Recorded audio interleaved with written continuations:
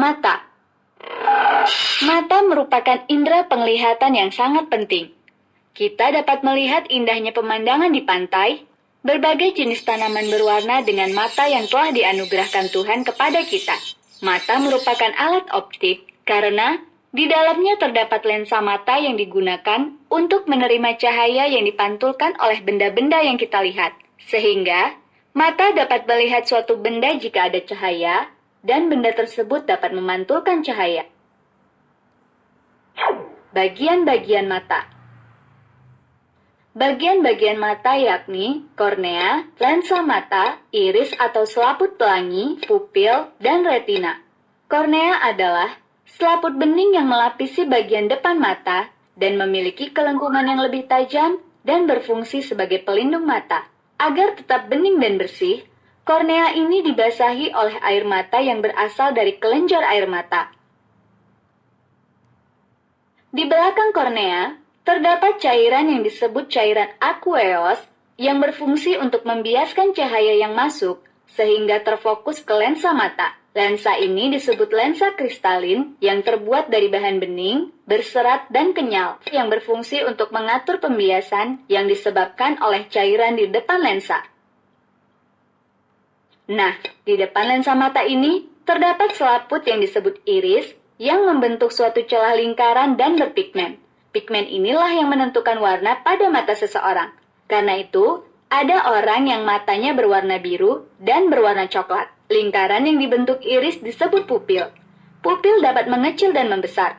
Lebar pupil diatur oleh iris sesuai dengan intensitas cahaya yang mengenai mata. Di tempat yang agak gelap atau intensitas cahaya kecil, pupil membesar, supaya lebih banyak cahaya yang masuk ke mata.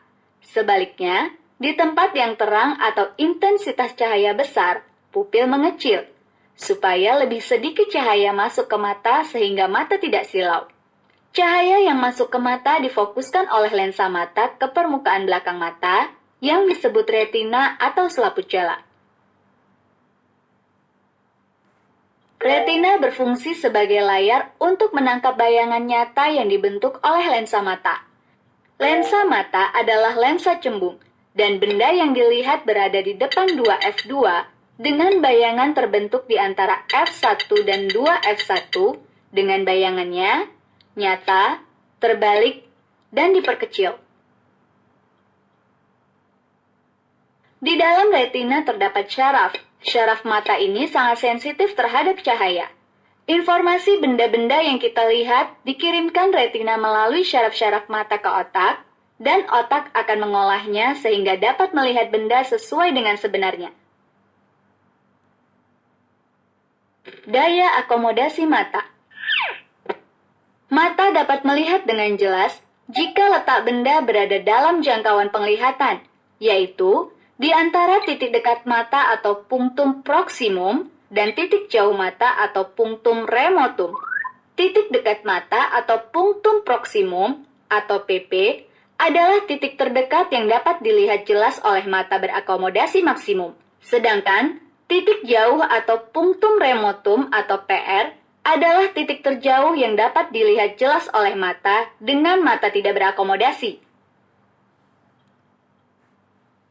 Ketika mata melihat benda yang dekat, otot-otot siliar menegang, sehingga lensa mata lebih cembung atau jarak fokus mata lebih kecil, dan bayangan jatuh tepat di retina. Dan ketika mata melihat benda yang jauh, otot siliar mengendur atau rileks, sehingga lensa mata lebih pipih atau jarak fokus lebih besar, dan bayangan jatuh tepat di retina. Daya untuk membuat mata lebih mencembung atau lebih pipih sesuai dengan jarak benda yang dilihat mata disebut daya akomodasi mata.